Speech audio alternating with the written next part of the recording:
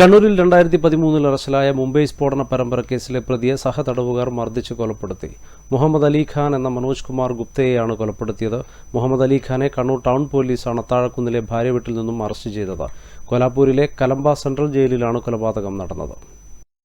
1993 Mumbai bomb സ്ഫോടന കേസിലെ പ്രതിയായ മുംബൈ സ്വദേശി മുഹമ്മദ് അലി ഖാൻ എന്ന മനോജ് കുമാർ ബവർലാൽ ഗുപ്തയെ 2013 കണ്ണൂരിൽ വെച്ച് കണ്ണൂർ ടൗൺ പോലീസ് അറസ്റ്റ് ചെയ്തത്. മഹാരാഷ്ട്രയിലെ കോലാപ്പൂർ കലംബ ജയിലിൽ കഴിയുകയായിരുന്നു മുഹമ്മദ് അലി ഖാൻ. കഴിഞ്ഞ ദിവസം രാവിലെ ജയിൽ പരിസരത്ത് കുളിക്കാനിറങ്ങിയ 5 തടവുകാർ മുഹമ്മദ് അലി ഖാനുമായി വഴക്കിടുകയായിരുന്നു. തലക്ക് അടിയേൽക്കുകയും ചെയ്തു. ഇതിലാണ് മുഹമ്മദ് അലി ഖാൻ മരിച്ചത്. കണ്ണൂർ അത്താഴക്കുന്നിലെ ഭാര്യ വീട്ടിൽ വെച്ചാണ് ടൗൺ പോലീസ് ഇയാളെ പിടികൂടിയിരുന്നത്. സ്ഫോടനക്കേസിൽ 14 വർഷം ജയിൽ ശിക്ഷ അനുഭവിച്ച ഇയാളെ പ്രത്യേക പരിഗണന നൽകി വിട്ടയക്കുകയായിരുന്നു.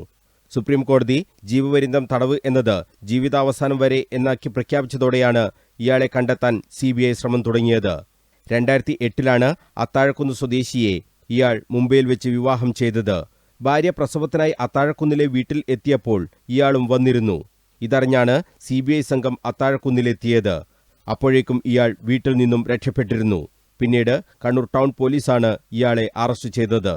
കണ്ണൂർ ടൗൺ SI ആയിരുന്ന സനൽകുമാർ, രഞ്ജിത്ത്, പ്രവീൺ, നിഖിലേഷ് എന്നിവർ ചേർന്നാണ് പ്രതിയെ അന്ന് പിടികൂടിയിരുന്നത്.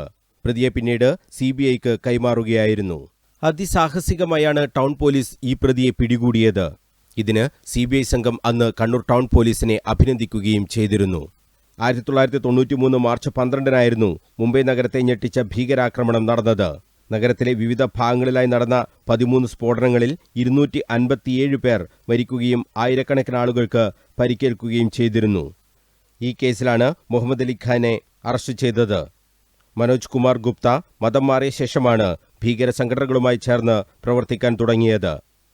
News bureau, Kannur.